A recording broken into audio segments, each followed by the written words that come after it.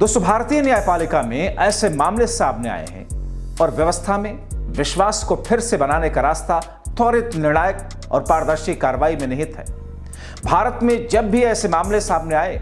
Supreme court ने कदाचार को दूर करने के लिए लगातार, तत्काल और उचित कदम उठाए। ये टिप्पणी उन रिपोर्टरों के पृष्ठभूमि में आई है जिन्होंने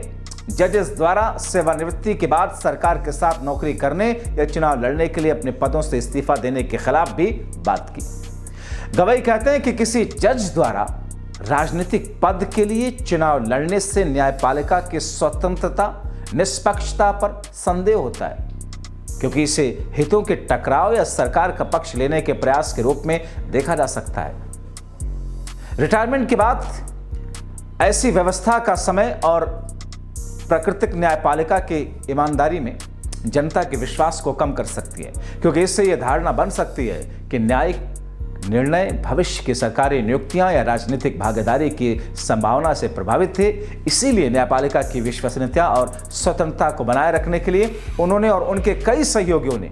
सरकार से सेवानिवृत्ति के बाद कोई भी भूमिका या पद स्वीकार करने का संकल्प लिया है कि वो नहीं लेंगे। दोस्तों, आपको बताएं कि हाई कोर्ट और सुप्रीम कोर्ट के जजेस की नियुक्ति के लिए मोदी सरकार द्वारा बनाए गए आयोग को सुप्रीम कोर्ट ने 2015 में इसलिए रद्द किया था क्योंकि इस कानून ने न्यायिक नियुक्तियों में कार्यपालिका को प्राथमिकता देकर न्यायपालिका की स्वतंत्रता को कमजोर करने का प्रयास किया था। डॉक्टर BR अंबेडकर के शब्दों का हवाला देते हुए, हमारी न्यायपालिका को कार्यपालिका से स्वतंत्र होना चाहिए, अपने आप में सक्षम भी होना चाहिए। CJI ने कहा कि संवैधानिक न्यायालयों का वेतन भारत के समेकित कोष से प्राप्त होता है, जो कि न्यायाधीश को कार्यपालिका से स्वतंत्र बनाता है। 1973 के केशवानंद भारती फैसले का जिक्र करते हुए, जिसमें 13 न्यायाधीशों की पीठ ने 7 से 6 के बहुमत से मूल संरचना सिद्धांत को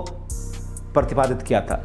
CJI गवाही ने कहा कि इस फैसले ने एक महत्वपूर्ण न्यायिक मिसाल कायम की, जिसमें पुष्टि की गई कि लोकतंत्र, कानून का शासन, शक्तियों का पृथक्करण जैसे कुछ मौलिक सिद्धांत